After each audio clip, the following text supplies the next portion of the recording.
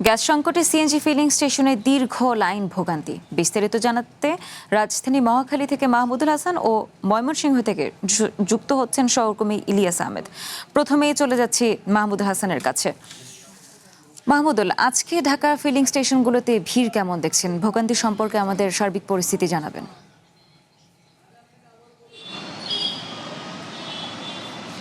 মিতু, সকাল থেকেই আমি আপনাকে যেটি জানাচ্ছিলাম যে গ্যাস সংকটের প্রভাবে যেই সংকটটা দেখা দিয়েছে এবং যে ভোগান্তিটা দেখা দিয়েছে সেটি আসলে আমাদের সকলেই অবগত আছে বলে সবাই জানছেন এবং সবাই বলছেন যে গত 2 সপ্তাহ ধরে আসলে গ্যাস সংকটের টানা যেই সমস্যাগুলো আসলে সেটি আসলে মানুষের ভোগান্তির চরম পর্যায়ে পৌঁছে গেছে এবং তারা আসলে বলছেন যে এই যে সমস্যাগুলো আসলে সমাধানের যে উদ্যোগটা আসলে তারা আসলে দৃষ্টিগোচর হচ্ছে না তাদের। চালকরা অভিযোগ করছেন আসলে তারা দীর্ঘ সময় অপেক্ষা করে যেই কাঙ্ক্ষিত গ্যাসের যেই সরবরাহ সেটি আসলে পাচ্ছেন না। তাদের খুবই স্বল্প পরিমাণে তারা গ্যাস পাচ্ছেন, যার কারণে আসলে সেই গ্যাসটি দিয়ে তাদের যেই দৈনন্দিন যে কার্যক্রম যেই যারা ভাড়ায় চালিত গাড়ি চালক আছেন তারা যে ভাড়ায় চালিত গাড়ি চালাবে সেই বিষয়টি আসলে তারা করতে পারছেন না।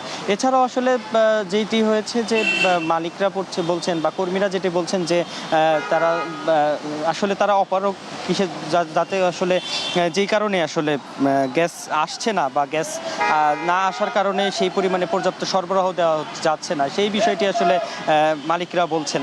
এছাড়াও আমরা আসলে বিভিন্ন পাম্পের আজকে রাজধানীতে ঘুরেছি, বিভিন্ন পাম্পে দেখেছি দীর্ঘ সারি এবং আমি এখানে যেখানে আছি সেই জায়গাটিতে পাশে আরেকটি পাম্প আছে, সেই পাম্পে এখন সাইনবোর্ড দিয়ে লেখা আছে যে গ্যাস নেই।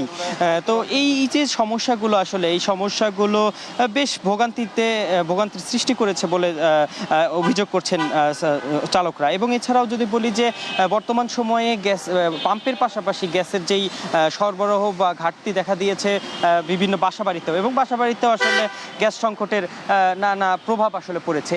এই যে বিভিন্ন জায়গায় বিভিন্ন ঢাকার বিভিন্ন পাম্পে বিভিন্ন বাসাবাড়িতে যে গ্যাসের যেই চরম ভোগান্তি, সেই ভোগান্তির আসলে শেষ কোথায় সেই প্রশ্নটি আমাদেরকে করছেন সাধারণ মানুষ।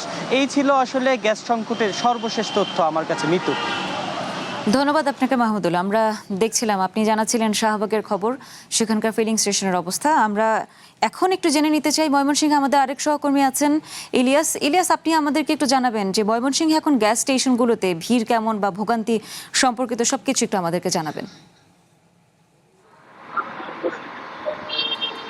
মিতু, ময়মনসিংহে গ্যাস সরবরাহ করে থাকে 11টি ফিলিং স্টেশন। অর্থাৎ আজকে আমরা দেখেছি দু একটি ফিলিং স্টেশনে কিছুটা গ্যাসের চাপ রয়েছে, অর্থাৎ বাকি ফিলিং স্টেশনগুলো একেবারেই বন্ধ রয়েছে এবং তারা বলছেন রাত নাগাদ হয়তো চাপ আসবে, তারা সেই ফিলিং স্টেশনগুলো চালু করবেন।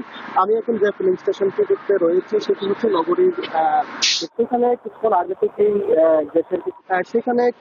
থেকেই গ্যাসের কিছুটা চাপ থাকার ফলে চালকরা কিন্তু গ্যাস পাচ্ছেন এবং তারা বলছেন যে তারা দীর্ঘদিন ধরেই মূলত ভোগান্তির মধ্যে রয়েছেন। গ্যাস না পাওয়ার কারণে তাদের যে দীর্ঘ সারি সেটি কিন্তু দীর্ঘই হচ্ছিল। অর্থাৎ তারা যারা মূলত দিন এনে দিন খান তাদের খুব কষ্ট করে দিনাতি পাঠ করতে হয়েছে এবং তারা বলছেন যে অচিরেই সেই গ্যাস সরবরাহ স্বাভাবিক হলে তাদের জীবনমাত্রার মান সেটি বৃদ্ধি পাবে। তারা বলছিলেন ইতিমধ্যেই কিন্তু তারা ঋণগ্রস্ত হয়ে পড়েছেন। অনেক চালক ছুটি বলছিলেন। আমরা এই বিষয়টি নিয়ে ফিলিং স্টেশন কর্তৃপক্ষের সঙ্গেও কথা বলেছিলাম। তারাও বলছেন যে তাদের ব্যবসায় একেবারেই ধস নেমেছে এবং তারা শ্রমিকদের মজুরি পর্যন্ত দিতে পারছেন না, সেই বিষয়টি বলছিলেন। অর্থাৎ এই বিষয়টি নিয়ে যারা গ্যাস সরবরাহ করে থাকেন তাদের সঙ্গেও আমরা কথা বলেছিলাম। তারা বলছেন যে শুধু ময়মনসিংহ নয়, সারা দেশেই গ্যাসের তীব্র সংকট দেখা দিয়েছে এবং সেটি থেকে উত্তরণের চেষ্টা কিন্তু তারা করছেন এবং তারা সেটি চালিয়ে যাচ্ছেন। বলছেন যে আগামী সপ্তাহ নাগাদ সেই সংকট কেটে যাবে, সেই বিষয়টি বলছিলেন। আমরা যদি একজন চালকের সঙ্গে একটু কথা বলতে চাই, আজকে কি গ্যাস পাওয়া যাচ্ছে কিনা, সবগুলো ফিলিং স্টেশনে পাওয়া যাচ্ছে, চাপ কেমন? গ্যাসের প্রেশার নাই, যা লাগতে মনে করেন 500 টাকা 500 টাকা, মানে একবারের জায়গায় 4 বার হওয়া লাগতেছে গ্যাসের জায়গা। কিছু খুব কাটছে, খুব কষ্ট আছে।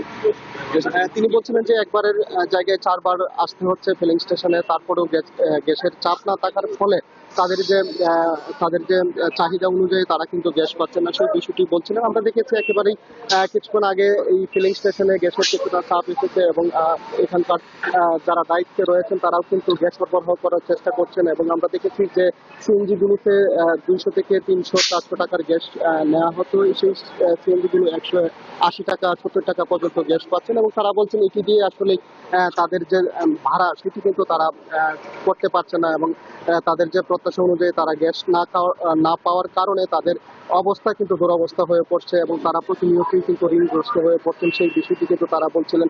এবং আমরা দেখেছি সড়কেও কিন্তু গাড়ি ভাড়া বৃদ্ধি পেয়েছে, এবং এবং চালকরা বলছিলেন যে দ্রুত যেন এই সমস্যার সমাধান হয়, সেই বিষয়টি কিন্তু তারা বলছিলেন। এবং তিতাস কর্তৃপক্ষ বলছেন যেহেতু লাইনের সমস্যা রয়েছে এবং সেই লাইন মেরামতের কাজ কিন্তু তারা করে যাচ্ছেন, সেই বিষয়ে কিন্তু তারা আমাদেরকে জানিয়েছেন। এবং আমরা দেখেছি যে একেবারেই ময়মনসিংহ শহর কেন্দ্রিক প্রায় 15,000 সিএনজি চালিত অটোরিকশা কিন্তু প্রতিদিন বিভিন্ন জায়গায় চলাচল করে থাকে, এবং অনেকেই কিন্তু বেকার হয়ে পড়েছেন। শুধু ময়মনসিংহের যে পরিবহনের গ্যাস সংকট তা কিন্তু নয়, আমরা দেখেছি ময়মনসিংহের বাসা বাড়িতেও কিন্তু গ্যাসের তীব্র সংকটের কারণে রান্নাবান্নার কাজে এবং অনেকেই কিন্তু সমস্যায় পড়েছেন, অনেকেই বাসা বাড়ি থেকে অন্যত্র যাচ্ছেন। অর্থাৎ এই সমস্যার দ্রুত সমাধান হবে সেই বিষয়টি এখানকার চালক যারা আছেন, আবাসিক এলাকার বাসিন্দা যারা রয়েছেন তারা কিছু দাবি জানিয়েছেন, এবং কর্তৃপক্ষ সেই বিষয়ে চেষ্টা করছেন। এই ছিল আমার কাছে ময়মনসিংহের গ্যাসের যে সংকট তা নিয়ে সর্বশেষ। ধন্যবাদ আপনাকে ইলিয়াস।